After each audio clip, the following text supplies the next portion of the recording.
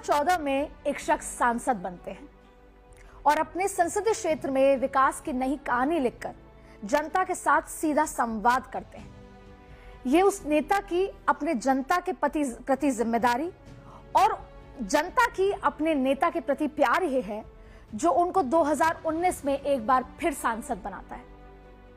और उनकी काबिलियत की असली कहानी तब लिखी जाती है, उनकी पहचान तब होती है जब पार्टी के सर्वोच्च नेता उनको संसदीय परंपरा की जिम्मेदारी देते हैं। सबके विश्वास को आगे बढ़ाते हुए, पक्ष और विपक्ष को साथ लेते हुए आज वो लोकसभा स्पीकर के 3 साल पूरे कर रहे हैं। जी हाँ, हमारे साथ हैं ओम बिरला, राजस्थान से आते हैं और आज वो बतौर लोकसभा स्पीकर अपने 3 साल पूरे कर रहे हैं। हम बहुत बहुत स्वागत करते हैं ओम बिरला जी आपका फर्स्ट इंडिया में। सबसे पहला सवाल आपसे यही है कि आप 3 साल बतौर लोकसभा स्पीकर आज आप पूरे कर चुके हैं, कैसा महसूस, कैसा लग रहा है आपको? संसद ने, सभी माननीय सदस्यों ने जिस विश्वास भरोसे के साथ मुझे जिम्मेदारी सौंपी थी, मैंने कोशिश की कि हमारे पूर्व माननीय अध्यक्षों ने इस संसदीय की गरिमा को, इसके सम्मान को, इसके विश्वास को, इसको भरोसे को बहुत बढ़ाया है। मैंने उन्हीं की राह पर चलते हुए सभी दलों के नेताओं को, सभी माननीय सांसदों को सहयोग लेकर संसद में देर रात तक चर्चा हो, हर विषय पर चर्चा हो, संवाद हो। लोग जो अपने अपने क्षेत्र से चुनकर आते हैं, उनके क्षेत्र के कुछ बुनियादी सवाल होते हैं, वहाँ के लोगों की अपेक्षा होती है, आकांक्षा होती है, कठिनाइयाँ होती है। सदन के माध्यम से वह सरकार के ध्यान में लाते हैं। मैंने संसद की नियम प्रक्रियाओं के तहत जितने भी विषय सदन में बोलने का मौका माननीय सदस्यों को मिलता है, उन सारे विषयों पर कोशिश की कि अधिकतम चर्चा और अधिकतम भागीदारी माननीय संसद सदस्यों की रहे और इसके बेहतर परिणाम आए। प्रोडक्टिविटी अभी तक जितने सत्र हुए उनसे बेहतर प्रोडक्टिविटी है। यही जिम्मेदारी है अध्यक्ष के नाते कि सबके विश्वास भरोसे को कायम रखें। सर, आपने जब भी सांसदों से वार्तालाप करते हैं या कहीं विधानसभा जाते हैं तो आप लोकतंत्र की गरिमा को बनाए रखने की बात करते हैं। जो आज के ताज़ा हालात हैं सर, क्या लोकतंत्र की परिभाषा बदली है? क्योंकि विपक्ष बार बार कहता है कि लोकतंत्र की हत्या हो रही है, मिसहैंडल हो रहा है, लोकतंत्र वो नहीं है जो होना चाहिए सबके लिए। आपके हिसाब से परिभाषा क्या है?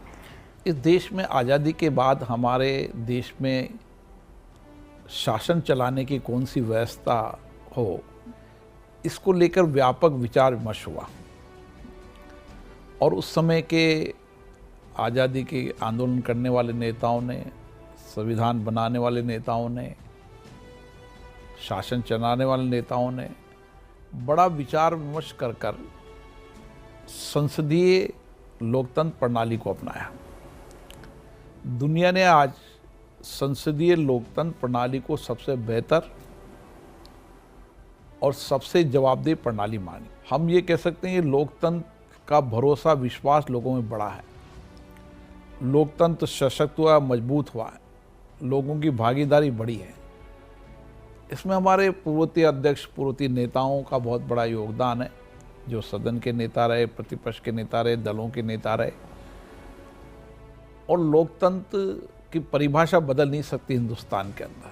आप देखते होंगे कि जब हम पुरानी हमारी संस्कृति पर विचार करते हैं तो लोकतंत्र हजारों वर्ष से हमारे देश में रहा है और उस लोकतंत्र के अंदर चर्चा, संवाद, सामूहिकता से बातचीत करना और सामूहिकता में जो समस्या का समाधान होता है उसको सब गांव के लोग मानते थे। आज भी हमारे लोकतंत्र हमारे कार्य में, हमारे व्यवहार में, हमारे आचरण में, हमारे जीवन में लोकतंत्र से लोकतंत्र कार्यशैली हमारे हिस्से की कार्यशैली, हमारी संस्कृति की कार्यशैली की हिस्से। इसलिए लोकतंत्र को कोई, न तो लोकतंत्र को कोई तोड़ सकता, न लोकतंत्र को कोई दिशा अलग दे सकता है। इसलिए मेरा मानना है कि लोकतंत्र और सशक्त हुआ है, मजबूत हुआ है। सर, हम जब स्पीकर ओम बिरला की बात करते हैं तो हम नए रिकॉर्ड, नए आयाम की बात करते हैं। हर सत्र में देखा जाता है प्रोडक्टिविटी, तमाम चीज़ें। लेकिन जब आप विधायक थे ओम बिरला, 3 बार आप विधायक रह चुके, तब भी 13वीं विधानसभा राजस्थान, आपने शायद 500 सवाल पूछे थे। आप वो सदन के सितारे आपको कहा भी जाता था। 500 सवाल से ज़्यादा आपने पूछे और आपने कहीं ना कहीं कोशिश की कि यहाँ उसे लागू किया जाए। लेकिन फिर भी कोविड काल रहा, बड़ी चुनौती थी। इसी उसमें किसान सड़कों पर बैठे, विपक्ष ने हंगामा किया, बहुत सारी चुनौतियां रही। लेकिन अभी भी आपको क्या लगता है सबसे बड़ी चुनौती क्या रही आपकी 3 साल की, जिसके लिए आपको आज भी लगता है कि वो सबसे बड़ी चुनौती थी? मेरे लिए कोई चुनौती नहीं रही। मैंने हर चुनौती को अवसर में परिवर्तन किया और कोशिश की कि जिससे संसद में कोई गतिरोध पैदा हो सकता हो उस विषय पर चर्चा करें, संवाद करें। और चर्चा और संवाद से जिन जिन विषयों पर आप बात कर रहे हैं, कोविड काल की बात कर रहे हैं, कोविड काल के अंदर ये बात सही है कि कोविड की बहुत बड़ी चुनौती थी, लेकिन कोविड काल में हमारा सत्र सबसे ज़्यादा उत्पादकता वाला सत्र रहा। 167% प्रोडक्टिविटी रही। देर रात तक माननीय सदस्यों ने चर्चा की, संवाद की और विशेष रूप से उपस्थिति भी सामान्य उपस्थिति के अनुरूप रही।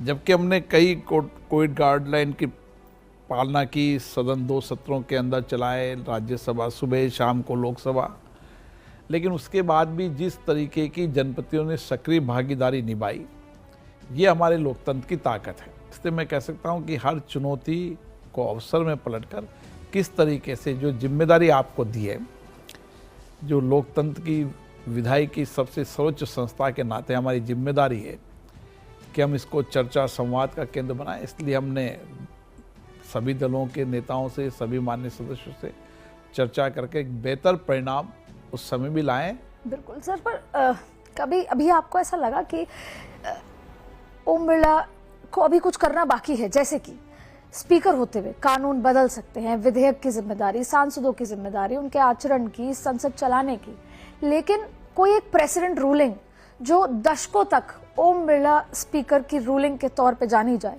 और उसका रेफरेंस लिया जाए, आपको लगता है वो हो चुका है या होना बाकी है अभी? बदलाव प्रक्रिया का हिस्सा है समय समय पर, क्योंकि जब 1952 में पहले संसद की जब डिबेट हुई होगी, जब विषय अलग थे, आज तकनीकी का नया युग आ गया है।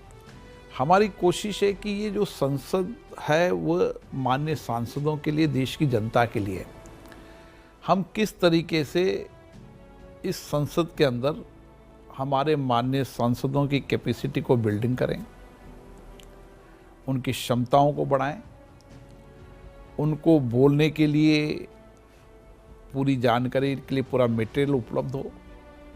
इसके लिए हमने हमारे रिसर्च विंग को एक बेहतर बनाने का काम किया। अब माननीय सदस्यों को किसी भी विषय पर, किसी विधेयक पर, 193 पर या किसी मुद्दों पर बोलना हो तो हमारे उसको एक रिसर्च पेपर हम उपलब्ध कराते हैं। हमने हमारी लाइब्रेरी को, पुस्तकालय को होम डिलीवरी सिस्टम किया है, सब पुस्तकालय को डिजिटलाइजेशन कर रहे हैं। आने वाले समय में सभी देश की विधायी संस्थाओं को एक प्लेटफॉर्म पर ला रहे हैं। पूरे देश की विधायी संस्थाओं को आप एक प्लेटफॉर्म पर देख पाएंगे।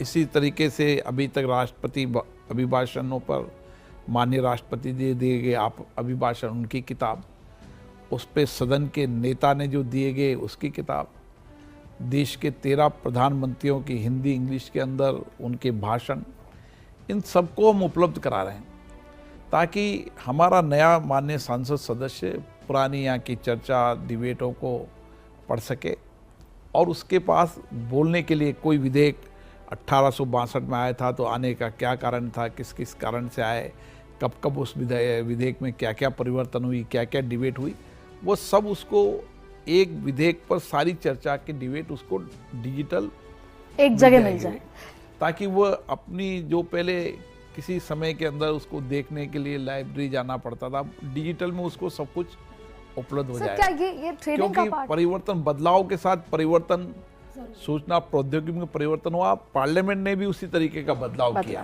और आपने देखा होगा उस बदलाव का एक नया बहुत अच्छा अनुभव माननीय संसद सदस्यों को हुआ है। सर, तो क्या ये उस ट्रेनिंग का पार्ट है जो आपने कहा था कि हम जो निर्वाचित सांसद होंगे उनको ट्रेनिंग देंगे, तो ये उस ट्रेनिंग का पार्ट है या वो एक अलग है? ये हमारे प्रशिक्षण का महत्वपूर्ण हिस्सा है और इसीलिए जब पीठासीन अधिकारियों का सम्मेलन हुआ था तो उस विषय पर यह भी चर्चा हुई कि हम सभी विधानसभा के अंदर नए माननीय विधायकों को प्रशिक्षण दें और इसके लिए हमारी प्राइड संस्था ये लगातार हर राज्यों के अंदर नए विधायकों को प्रशिक्षण देती है। अन्य देशों के संसद सदस्य, वहाँ के कर्मचारी यहाँ पर प्रशिक्षण प्राप्त करते हैं। हमारे कई देशों के साथ हमारे समझौते हुए हैं कि भारत के लोकतंत्र, वहाँ की लोकतंत्र की प्रॉपर्टियाँ, नियम, बेस्ट प्रैक्टिसेज को वह अनुभव कर सके, उनको साझा कर सके, ताकि उन देशों के अंदर भी लोकतंत्र सशक्त महत्व, अच्छी परंपराओं, प्रॉपर्टियों, अनुभवों को साझा कर सके। हम लोकतंत्र की बात करते हैं और लोकतंत्र के मंदिर में बैठकर, और हम डेमोक्रेसी में भी ये भी है कि फ्रीडम ऑफ स्पीच भी है, अपना आपको एक्सप्रेस करने की बात भी है। अब सर, इस एक्सप्रेशन में कई बार सांसद जो है वो भैंस का स्तर जो है वो बहुत नीचे चला जाता है। तो सर, ये क्या लोकतंत्र है कि फ्रीडम ऑफ एक्सप्रेशन है, या ये गलत है क्योंकि लोकतंत्र के मंदिर में इस तरह का स्तर, क्योंकि मैसेज देश भर में जाता है, और इसके लिए उपाय क्या है? जब हमारे संविधान निर्माताओं ने विचार किया था तो क्योंकि आज़ादी के पहले के परिप्रेक्ष्य था उस समय, और आज़ादी के बाद जब देश आज़ाद हुआ, फ्रीडम स्पीच का तर्क ये कि आप अपनी बात को अभिव्यक्ति को आपको संवैधानिक अधिकार है अपनी अभिव्यक्ति का, अपने धर्म की पालन करने का, सब धर्म पालन करने का, यहाँ पर सबकी पूजा, अपने अपने धर्मों के आधार पूजा करने का।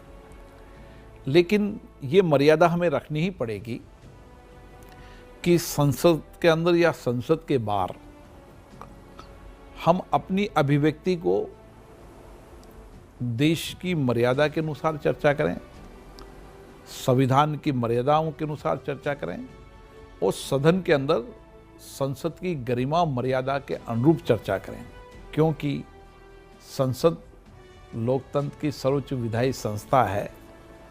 इसके नाते मेरा ज़्यादा दायित्व बन जाता है कि देश की तमाम लोकतांत्रिक संस्थाओं के अंदर अच्छी चर्चा हो, संवाद हो, शासन जवाबदेही के साथ काम करे, पारदर्शिता के साथ काम करे, कार्यपालिका जवाबदेही के साथ काम करे, ताकि लोगों की अपेक्षा, आकांक्षा पूरी हो सके। जनता का कल्याण होगा जब सदन में चर्चा होगी, और आप निरंतर जो बैठकों की संख्या बढ़ाने को लेकर, चाहे विधानसभा में आप जब जाते हैं तब भी आप ही बोलते हैं, लोकसभा में बोलते हैं। अब ये एक तरफ तो हमें संख्या बढ़ानी है, दूसरी तरफ जो हमारी नॉर्मल जो संसद चलती है उस समय हंगामा होता है, उसी के लिए शायद आप सबसे पहले वो ऑल पार्टी मीटिंग जब जो लेते हैं, पिछले कई दिनों में देखा कि वो पार्टी मीटिंग शायद नहीं हुई, या आपको क्या लगता है कि एक तरफ तो चुनौती है कि संख्या बढ़ानी है, एक तरफ हंगामे की भीड़ भी कई बार चढ़ जाता है, इसको बैलेंस करना, उसे बढ़ाना? नहीं, ऑल पार्टी मीटिंग हमेशा होती है, कभी पहले हो जाती है, कभी सदन चलते हो जाते हैं, लेकिन मुझे लगता है कि मैंने सदन चलते हुए कई बार मैंने सभी दलों के नेताओं से बात की है, हमारी संसदीय समितियों के चेयरमैन से बात की है, हमारी जो जनरल पर्पज कमेटी बनी हुई है उसकी 14, 15, 16 में कभी मीटिंग नहीं हुई, हमने उसकी मीटिंग को लगातार करते हैं, हर सत्र में करते हैं, ताकि उनके अंदर सभी दलों के नेताओं के विचार आ सके, संसदीय समितियों के विचार आ सके, और उसके आधार पर, उनके अनुभव पे, उनके विचारों के आधार पर हम उनके सुझावों के आधार पर एक बेहतर कार्य प्रबंध व्यवस्था कर सकें। मुझे लगता है कि जो सुझाव आते हैं वो अच्छे सुझाव हैं, उन सुझावों को हम एग्जीक्यूट करते हैं, जिससे इस संस्था के अंदर कार्य उत्पादकता भी बढ़े, जवाबदेही बढ़े, और माननीय सदस्यों की कैपेसिटी बिल्डिंग भी बढ़े, और उनकी जो कठिनाई मैंने 2014 से 19 के अंदर एक माननीय सदस्य के रूप में जो चीज़ें मैंने कमी अनुभव की थी, उसको मैं कोशिश कर रहा हूँ कि वो किसी नए आने वाले माननीय सदस्य को न हो। सर, सीपीए की बात करते हैं कि सीपीए, जैसे आपने इन सारी बातों में वो झलक दिखी कि हम कैसे प्रोडक्टिविटी बढ़ाएं, आपस में एक्सचेंज करें, गुड प्रोग्राम्स। आपने कहा कि कई विधानसभा में बहुत सा काम होता है, डिजिटलाइजेशन, बैठक होता है। राजस्थान को कहाँ देखते हैं आप? क्योंकि वो ऐसा माना जाता है कि सीपीए के मामले में राजस्थान विधानसभा अच्छा कर रहा है, तो सीपीए का आउटकम और राजस्थान किस में बेहतर कर रहा है, आपसे जानना चाहिए। सीपीए में कई विधानसभाओं ने जो हमारे जोन बने हुए हैं, ये एक संस्था है कॉमनवेल्थ पार्लियामेंट एसोसिएशन, जिसके अंदर 52 देशों की 180 विधानसभाएं इसमें सदस्य है। इसमें राजस्थान के अंदर भी हमारी सभी विधानसभा सदस्य हैं, उनके फिर हमने 3-3, 4-4 विधानसभाओं के जोन बना रखे। राजस्थान विधानसभा ने सीपीए में काफ़ी एक्टिविटीज़ की है, वहाँ के अध्यक्ष ने अच्छी एक्टिविटीज़ की है। मैं खुद पार्लियामेंट कवर करती हूँ और एक ही कॉमन बात आपके लिए सब जगह कही जाती है, हम चाहे विपक्षियों के दल के साथ, नेताओं के साथ बैठे, पत्रकारों के साथ बैठे, समझना चाहते हैं किस तरह से साइकोलॉजी क्या है, क्योंकि कई बार इस तरह की स्थिति होती है, आप अपने आसन से खड़े होते हैं और आप अपने चेंबर में जाते हैं और बहुत गर्म माहौल होता है संसद का। फिर 10 मिनट बाद जिस पर बहस अटकी होती है, वो बिल भी पारित हो जाता है और आप चेंबर में कुछ लोगों को बुलाते हैं, दोनों पक्षों के, और वो चेहरे पे मुस्कुराहट के साथ वापस आते हैं।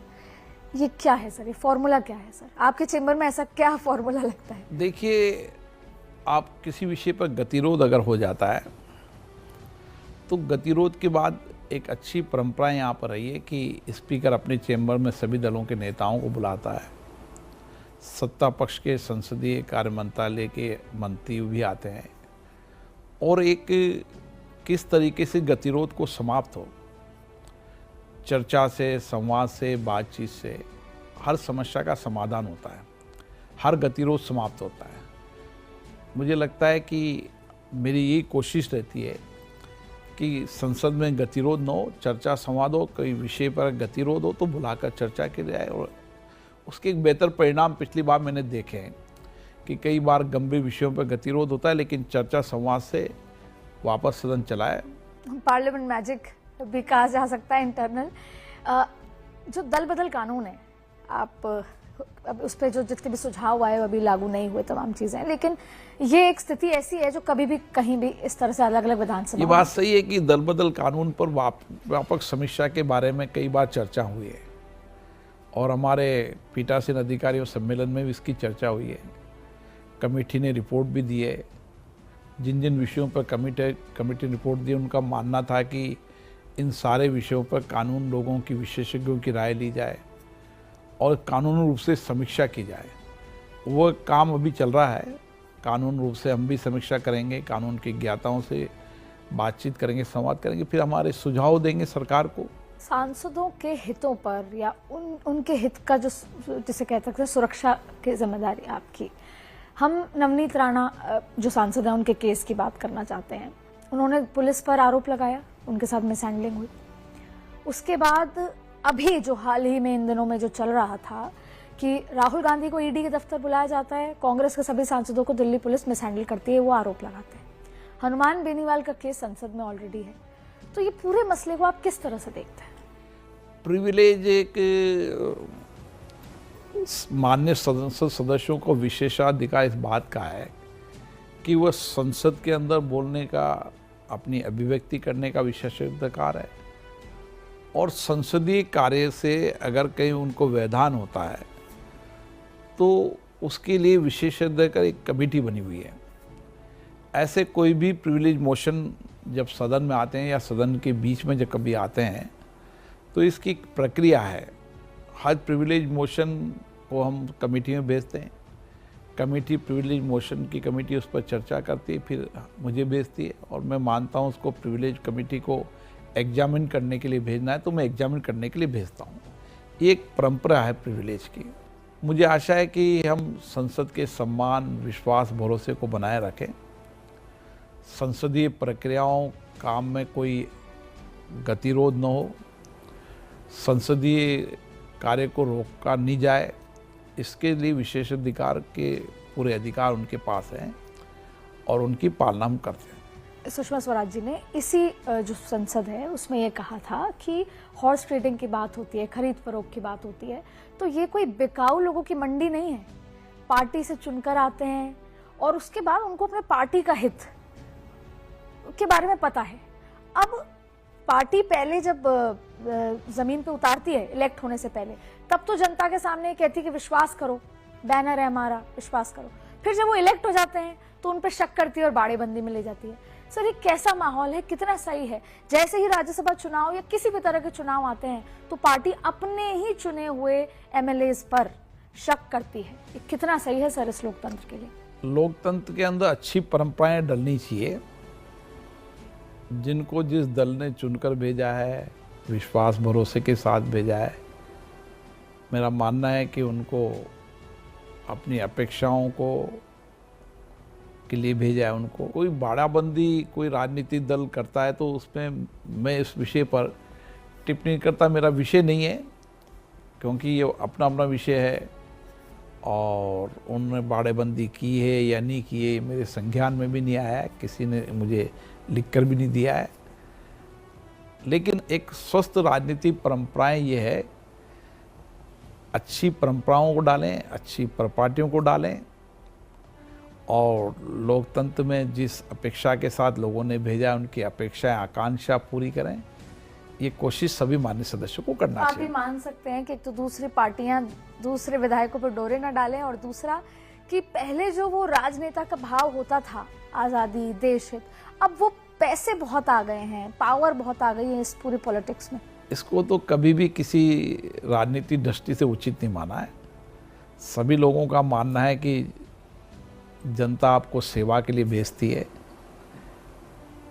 उनके जनप्रतिनिधि के रूप में आप सदनों में जाते हैं, उनकी अपेक्षाएं आकांक्षाएं उनकी कठिनाइयां को पूरा करने के लिए, तो एक सेवक के रूप में आपको दायित्व निभाना चाहिए। ये अपेक्षा देश की जनता करती है, इसलिए सभी को उस चरित्र को अपनाना चाहिए, ये कोशिश होनी चाहिए। सर आप से ये समझना चाहेंगे कि 3 साल हो गए और सबसे महत्वपूर्ण बात यह है क्योंकि आपके मन की बात जानना चाहते हैं, इस पूरे 3 साल के दौरान आपके लिए सबसे सुखद पल और सबसे दुखद पल क्या रहा? मेरे लिए तो हर पल सुखद रहा, लेकिन मेरा पहला सत्र बहुत सुखद था और मेरी ये अपेक्षा थी कि संसद में कभी गतिरोध नहीं होना चाहिए और इसके लिए मैंने लगातार कोशिश की। कई परिणाम आए, कई परिणाम नहीं आए। आने वाले समय के अंदर हम इन संस्थाओं के अंदर उन विधायी कानून के माध्यम से, उन चर्चा संवाद के माध्यम से देश को कैसे आगे बढ़ा सकते हैं, जनता का विश्वास और भरोसा जीत सकते हैं, ताकि भारत आज़ादी के जब 100 वर्ष हो तो दुनिया के अंदर आर्थिक सामाजिक क्षेत्र में सबसे तेज़ी से बढ़ता हुआ देश हो। मुझे लगता है इन सदनों के माध्यम से ये अपेक्षाएं पूरी होगी। लोकसभा स्पीकर का एक और रंग है, वो है कोटा वाला रंग, और आपके दौरे होते हैं, विदेश यात्राएं होती हैं, अलग अलग विधानसभाओं में भी आप जाते हैं, संवाद आपका चल रहा है लगातार, लेकिन आपको हर हफ्ते सैटरडे संडे आपका जो मन है वो आपको कोटा खींच के ले जाता है।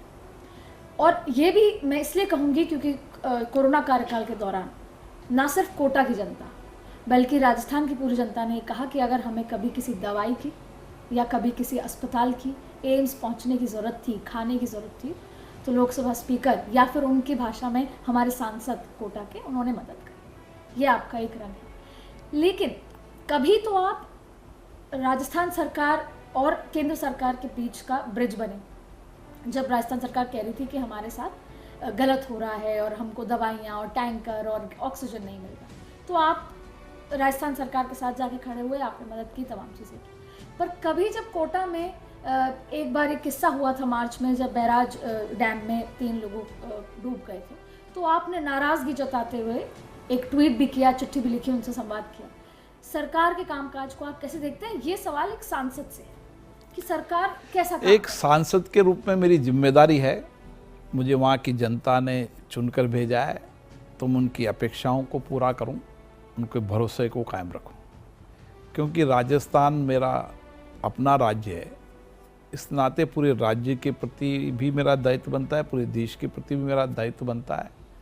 इसलिए समय समय पर जब भी राज्य में कोई जनता के लिए कोई कठिनाइयाँ या जनता के लिए कोई समस्या आती है और मुझे लगता है कि राज्य सरकार और केंद्र सरकार मिलकर उनकी इन अभावों को दूर कर सकते हैं, उस समय मेरी जिम्मेदारी बनती है, तो मैं कोशिश करता हूँ मुझे आशा है कि राज्य और केंद्र सरकार मिलकर राज्य की जनता का कैसे अधिकतम कल्याण कर सकती है, इसके लिए मैं कड़ी के रूप में एक राजस्थान का माननीय सांसद होने के नाते मेरी जिम्मेदारी बढ़ती है। मैं कोशिश करूँगा कि और बेहतर विकास के परिणाम आ सके। निश्चित रूप से हम सब मिलकर कोशिश करेंगे कि राज्य आगे बढ़ेगा तो देश आगे बढ़ेगा, कोई गांव आगे बढ़ेगा तो देश आगे बढ़ेगा। तो हर गांव का विकास हो, हर राज्य का विकास हो, उसके साथ सारे देश का विकास की जो परिकल्पना है वो आने वाले समय में पूरी होगी। हम आपसे आखिरी 2 सवाल लेंगे। मुझे पता है आपके पास समय कम है, लेकिन क्योंकि हम राजस्थान की बात कर रहे हैं और आप जैसे मैंने आपसे पहले लोकसभा स्पीकर के लिहाज से आपसे कुछ सवाल पूछने चाहे सांसद, अब मैं राजस्थान के कार्यकर्ता के रूप में ये पूछना चाहती हूँ कि राजस्थान, और ये सवाल हम चाहते हैं क्योंकि आपके जितने भी कार्यकर्ता हैं राजस्थान के वो ये जवाब जानना चाहते हैं।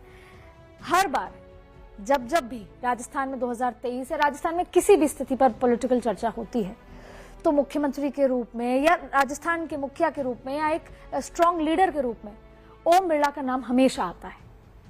कार्यकर्ता आपकी तरफ देखते हैं, उम्मीद है, और जैसा आपने कहा कि राजस्थान गौरवशाली है, विकास होना चाहिए, तो 2023 के रूप में वो चाहते हैं कि आप उनके लीडर बने। कैसे देखते हैं इस बात को? देखिए, मैंने पहले भी आपको कहा था कि मेरी जिम्मेदारी लोकसभा अध्यक्ष के रूप में मुझे दी है और जो जिम्मेदारी है उस दायित्व को मैं ठीक से निभाऊं और उसके प्रति लोगों का विश्वास भरोसा बढ़े। जो चुनकर आए हैं माननीय सदस्य, उनका विश्वास भरोसा देश के लोकतंत्र के इस मंदिर के प्रति बढ़े, ये मेरी जिम्मेदारी है। मैं इसको अच्छी तरीके से निभाऊं, यही आशीर्वाद राजस्थान की जनता का मिल रहे, यही मैं अपेक्षा करता हूं।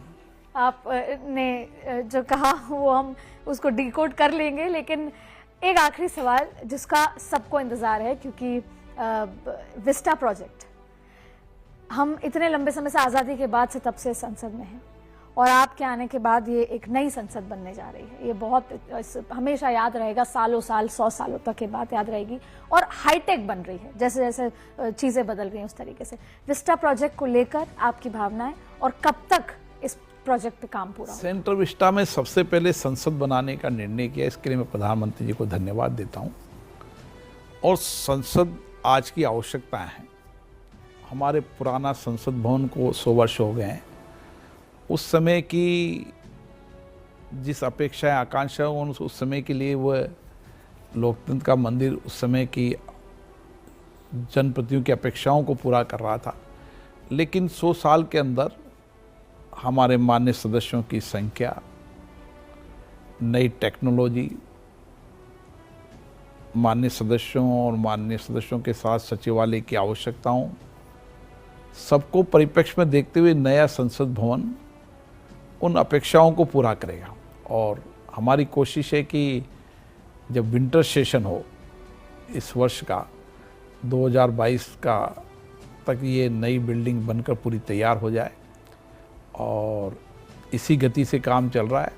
मुझे लगता है कि सब कुछ ठीक रहा तो हम अगला जो विंटर का सेशन होगा 2022 में हम नए संसद भवन के अंदर हमारी संसद को चलाएंगे, जो आत्मनिर्भर भारत का प्रतिबिंब है। ऐसी मेरी कोशिश है। बातें बहुत सारी हैं और आगे भी जो अगले 2 साल हैं उसके लिए आपको बहुत बहुत शुभकामनाएं। उम्मीद करते हैं कि ऐसे ही देश आगे बढ़े। हमने लोकसभा स्पीकर ओम बिरला से तमाम बातचीत करी।